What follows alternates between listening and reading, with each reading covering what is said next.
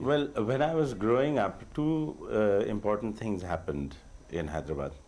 One was the feudal state, the Nizam state of Hyderabad came to an end. And secondly, there was a huge, big peasant movement in the Telangana districts of Andhra Pradesh, at that time Telangana districts of Hyderabad. Now, both these things, you couldn't escape being impacted upon by these rather momentous events. The breakdown of the feudal system, which I saw at first hand. And secondly, the Telangana movement, I was much too young to be directly involved in it.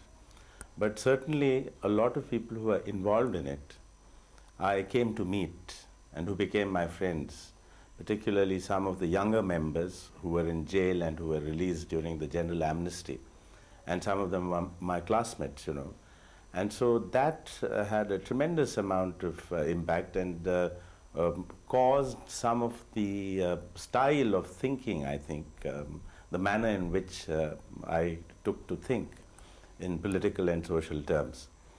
I think that was, that I would say has lasted for a long time, because you saw the processes of change that took place in your environment, in the society around you, and so on. Because it also had another kind of an effect, in the sense that it had a certain kind of impact on my own family. You know, our own material status changed quite dramatically, once for the worse on one level, and on another you suddenly had to come to terms with the changes that were taking place around you. So in both these, you know, we were put into this kind of whirlpool at that time.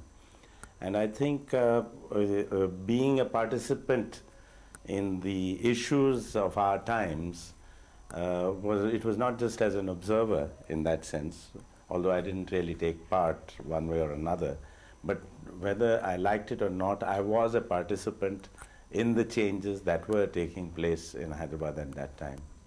But did these events in some way decide your leaving Hyderabad and coming to Bombay? No, no, I don't think that had anything to do with it really. My coming to Bombay was necessitated mainly because I wanted to be in films, and there was no way I could do it in Hyderabad. Because if there was a film industry in Hyderabad, I don't know whether I would really have wanted to come to Bombay. You know, these events, or your own growing up, the awareness of your cinema sensibility, did you sometime or the other feel that a filmmaker should have some kind of a social conscience, or was it that you wanted to enter cinema only to express yourself? What were the the motivating forces? Well, both. I think, you know, you want to express yourself. You find a means which are adequate for you, or which are right for you. Let me put it that way, because I used to do a little bit of writing, a little bit of painting, but I never felt that I could express myself fully in those, with those means. When I came to films, I felt that here was a medium through which I could really, genuinely express myself. How well or how badly is for other people to judge, but essentially I felt that this was the medium in which I could express myself in so many different ways. It opened up a whole new world of expression for me. You know, this, and then you asked me the other question, for instance, should a filmmaker have a social conscience?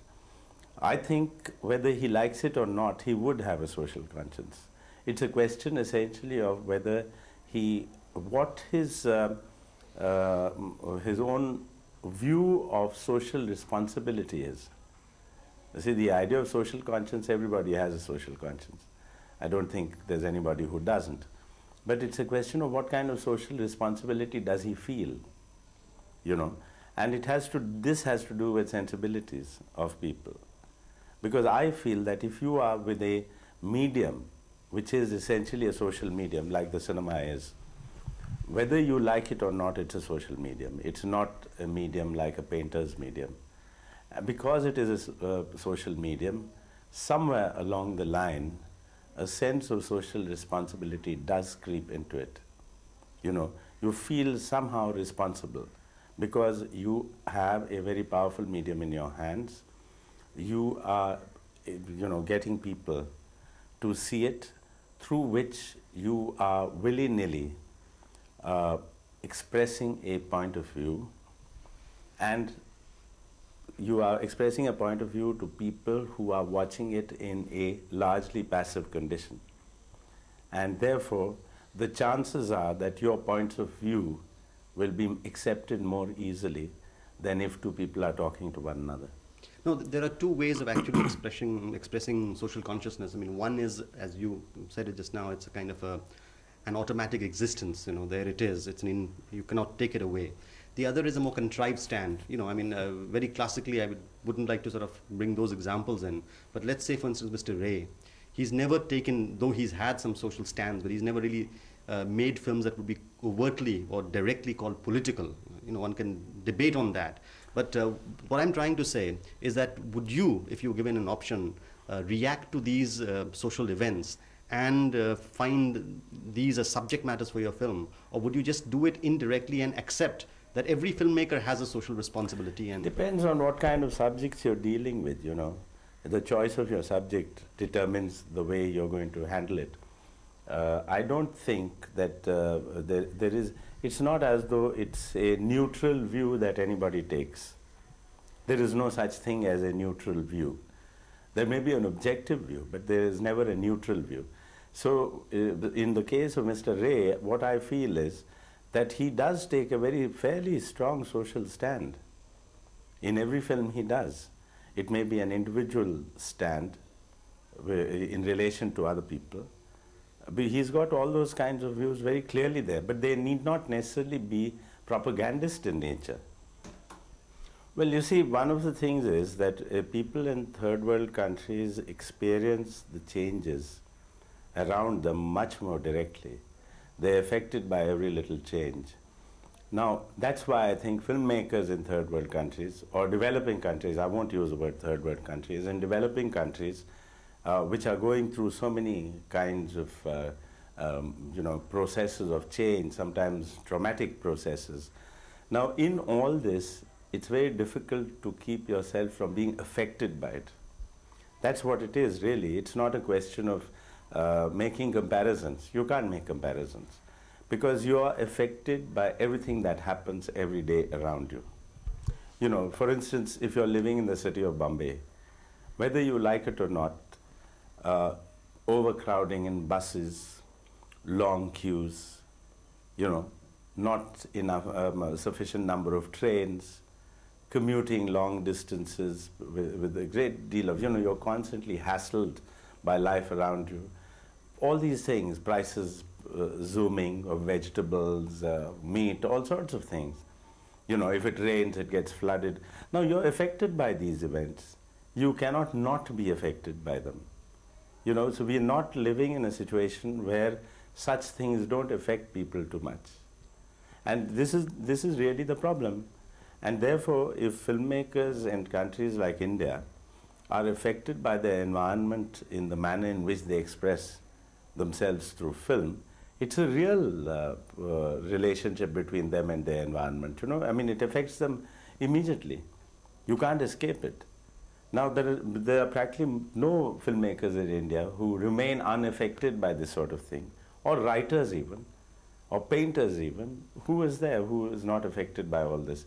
You would have to take yourself out of all this, create a completely artificial environment in which to work differently. That's really the thing. So I don't think you can make a comparison between one person and another. In these terms, everybody is affected. But some people show that effect in a different way. Some people show it directly, some people show it indirectly, depending on the kind of subject matter they've chosen to make a film about. Your very first film, Ankur, the feature film, was about a kind of exploitation. And you said that the subject was with you for almost 12 years.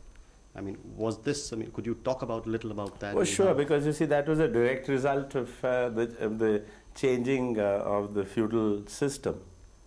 You see, Hyderabad was changing from a feudal system to what it has now become. The whole attitude, the whole concepts of people on the land. There was a kind of, relationship between the people who worked in the fields and the person who owned land. All those changes started to take place about the time I was growing up, and these relationships were changing. And that's directly related to all that. The breakdown of feudal concepts, feudal values in many ways, and nothing to replace it that was either better than the feudal values that existed, which were terrible in any case, but nothing that became any better than that. We were at that sort of a phase. 1 minute. You're talking about Ankur. When you first thought of making it, when you first got the money to sort of, ready to make it, what kind of cast did you have in mind? What kind of people did you first approach to? You see, I knew about the role Sadhu Meher was going to play. I knew him. He was working with me for a while as an assistant of mine.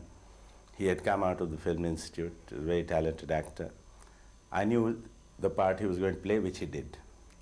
In terms of the other casting, I had a young man called Ajay Goel, who's today a producer.